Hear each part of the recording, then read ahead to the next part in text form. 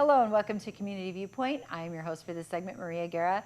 I am so excited to have the awesome, the one and only Chuck Sartery here with me tonight. Hello. Hello, Maria. Thank you so much for coming on. Thank you for having me. Thank you for having me. I have been watching your career over the years, and it just kind of like happened, and like things are going back to normal. We're kind of getting, art is kind of, I guess, making a comeback from all of us just being like sequestered, I guess. Yeah, for sure. You know, like, or in the lockdown, and so we're coming out, and I think it's going to be a good time. I'm so positive about it. I'm so happy to have you on. And so let's go back a little bit. Let's start so tell me, where did you grow up? I grew up out here, actually. Nice. Yeah, since like the 4th grade. Went all the way through high school, and then right after that, I moved to Vegas. I had to get out and explore the world, and then moved to New Orleans, probably maybe a year and a half, 2 years. Ooh, super artsy there. Oh yeah, I loved it. That's my favorite city in the world. I definitely want to go back. Yeah, and then just kind of explored it there. And then moved to Tucson, Phoenix, kind of moved around all over. Okay. Came back home. Now you're back home. Yeah. Well, that's pretty cool that you're an artist here. I get to have you on my show first, so that's pretty cool. So tell me, like, what inspired you to start doing art?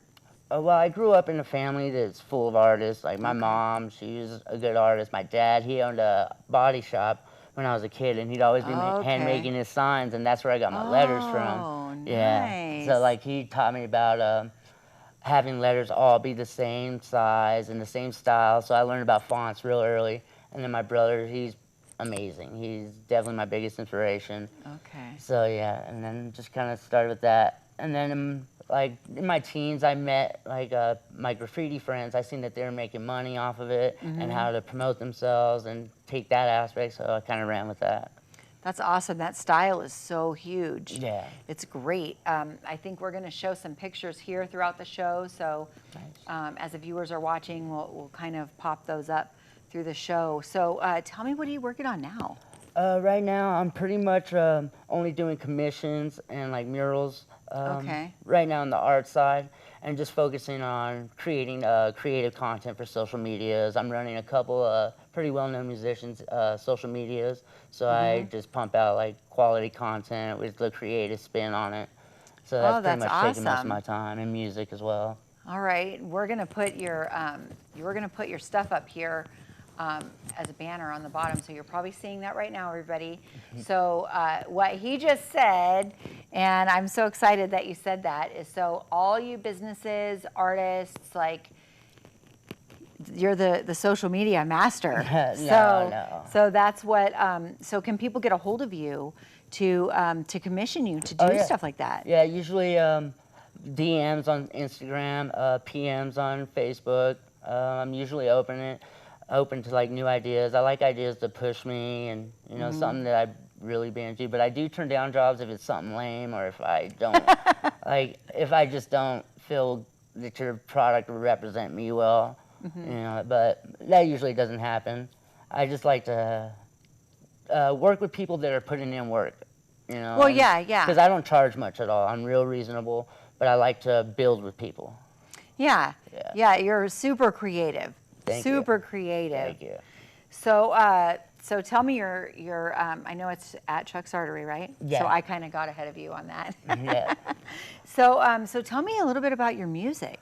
Yeah, well, I've been doing music since I was in high school. I played in punk bands, did that for a number of years. But then around early 2000s, I started getting into underground hip hop, and that really changed my life, honestly, and my viewpoint on music. So I started going more to the underground hip hop side, but nowadays it's more about blending the two, and I see there's a big market for it, and yeah, that's pretty much it. I think people nowadays, they're looking, I mean, all the time, but I think as art progresses over the years, I think people are always looking to just expand, you know, what, like you said, push the limits, you know, they want to expand, they want to hear new things, and of course there's the classics, but I think that when you mesh styles, I feel like it's kind of bringing that up and kind of creating new platforms for the classics Yeah, to exactly. be blended Like paying with. homage in a way.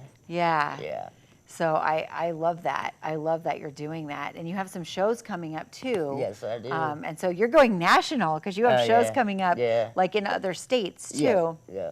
Well, that's what I always push for. I got love for Pahrump and I got love for Vegas, but I just have bigger dreams, I suppose. And I just always pushed, like, promote my stuff in other states and other countries just because I want to gauge what the culture is like over there, you know, and, Oh yeah. and see where I fit in. Because honestly, I don't feel at home in the States right now with everything that's going on. I don't want to get too political about it, but Right. you know, it doesn't seem like it's for me.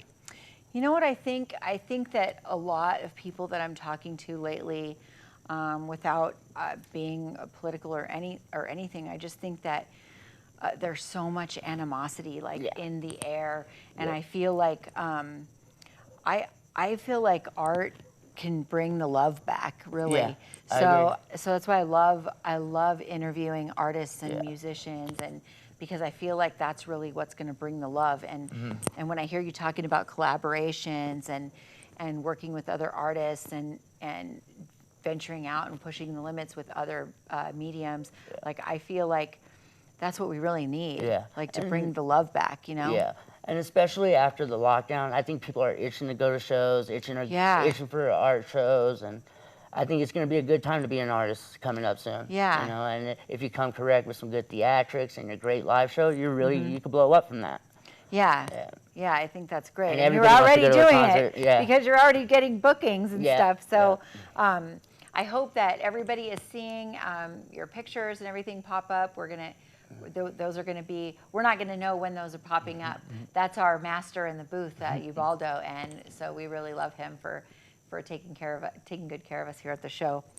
So, so tell me about some of the commissions. So, like, I know that a lot of people, like, when they want to commission a piece of art or something for their band, a lot of times, like, I know for me, like, a lot of times, like, I just have an idea, and then I'm really looking for an artist to kind of like help my dream come true, and so, or come to life, and just really hit that. And I think that you're a great person to do that for people. That's what I like to do when I get commissioned. I really like to collaborate with whoever's wanting the art and really put their idea on, but put a professional twist to it, you know, and make it look clean, like it was printed, but it's painted, you know. That's really what I go for, is trying to have that kind of look and that clean aesthetic.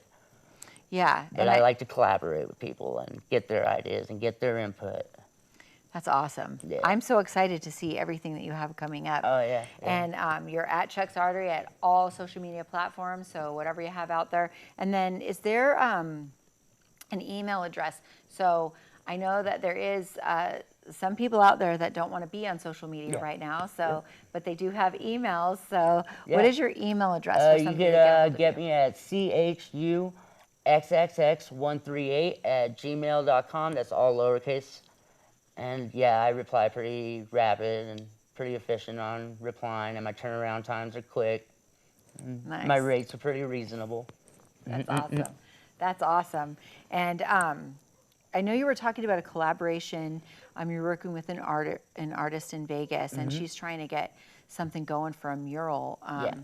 So that's Ange Carefoot, right? Yeah, and she's a great artist. I've always looked up to her. She's a great musician, just a great person all in all. But she's kind of helping me out on trying to get this mural for the city of Las Vegas going. And it's going to be a real big mural, and we're trying to get them to fund it, and it's going to be more of a reflection of the Las Vegas culture, which is a culture that's like nowhere else in the world. So if anybody out there has any info on who to contact or any type of info on getting a mural proposed to the county, if you could email me or DM me on any social media, that'd be greatly appreciated. Also, if there's businesses, if anybody is involved in businesses or involved in any other like artist nonprofits, if they want to co-sponsor something, I mean, that's one thing that I know you'll probably agree with me here, that art, typically over the years, it's something that you work really hard for. and sometimes don't get paid a lot. You know, Yeah. that some of the most famous artists over time, their art, you know, didn't see anything till later. So I think with social media, that's really helping the world like see everybody's art, and art is just kind of, I know with some of your work, like you can look at it and it really like it's a part of yourself. Yeah. You know, I love that. Yeah, that's what I always go for. I always try to put a piece of myself and maybe a bit of provoking, you know, the thought, you know, and leaving it up to interpretation. But as far as the money thing goes, when I was younger, I would always worry about the money. But now I'm just about trying to get my art out there and enjoy what I'm doing and trying to put out quality stuff that I really don't care about the money. And I I'm think- making money on my own, and you know, I work with people's budgets and just try to put art out there and trying to bring some light to this world. It's so dark nowadays. You're right. You're right. Yeah. And I think if I have, if also if I can like share in that message to let the viewers and the people know, like, I have a lot of friends who are artists and musicians, and I'll tell you, like, it's really, sometimes in everyday life we take things for granted. Yeah. We take things for granted because there's so much content, but really, just really think about, I want the viewers to really, really think about the hearts and souls that goes into really art that you do with your hands. Like you are drawing this art, you are painting this art, and you're really, you really put your heart and soul into it.